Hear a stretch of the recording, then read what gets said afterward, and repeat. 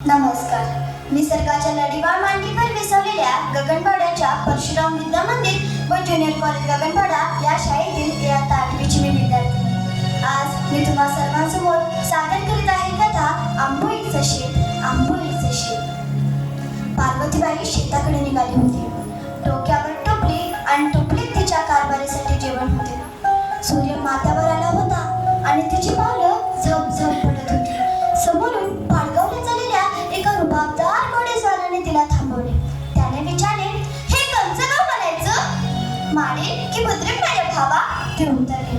लय भूक लागली अगं, काय हाय का तुझ्या टोपलीत? घे की, असं म्हणत तिनं डोईवरची टोपली खाली उतरवली. त्यावरील कपडा काढला आणि त्या घोडेस्वाराला देण्यासाठी 2 आंबोळ्या एका मोठ्या पानावर ठेवल्या. ह्याला का म्हणतात गं बाय? आणि काळी भोक कशी पडली ती याला? हे ऐकून पार्वतीला हसत आले. ती म्हणाली, याला आंबोळी म्हणतात र, आणि भोक नाही पडायला लागत रे बाबा. तव्यावर पातळ पातळ आंबोळीचं पीठ सोडलं की पाणी मुरते आणि भोक पडते त्याला जागोजागी. तो घोडेस्वार अगदी आवडीने आंबोळ्या खाऊ लागला.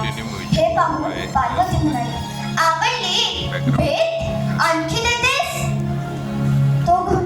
त्याने आणि खिद्याला दिलं. असं करत करत सगळी टोपलीच रिकामी झाली. कुणासाठी झालेल्या होत्या जणू? कारभारी लावता दुसऱ्यांच्या शेतात त्यांच्यासाठी. आता बघ, पुणे ते करून आणते. माझे हात धट्टे हाय आणि घरात आंबोळीचे पीठ बी हाय. तो घोडेस्वार तिच्याबरोबर झोपडीपाशी आला. लोटाभर पाणी पिऊन समाधानाचं टेकं देऊन घोड्यावर बसून निघून गेला. इकडे पार्वतीने तव्यावर आंबोळ्या घातल्या आणि पुन्हा शेताकडे गेली. तिच्या पतीने विचारले, काय ग बाई, आज उशीर केला? अगं वैद्यात एका घोडेस्वार भेटला होता. लई भुकेला होता. त्याला आंबोळ्या खाऊ घातल्या. पुण्यांदा करताना बदल झाला.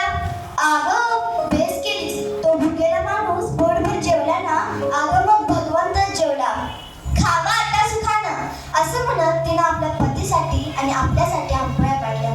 ते दोघे आनंदाने आंबोळे खाऊ लागले. दुसऱ्या दिवशी सकाळच्या प्रहरी राजाचे दूध दारापाशी पाहून शेतकरी थोडा घाबरलास. ते राजाचे दूध म्हणाले, पार्वतीबाई आंबोळीवाली विकत राहते काय? काय केलं तिने? शेतकरी थोडा घाबरत म्हणाला, तिला आणि तिच्या पतीला ताबडतोब शाहू महाराजांनी दरबारात बोलवले.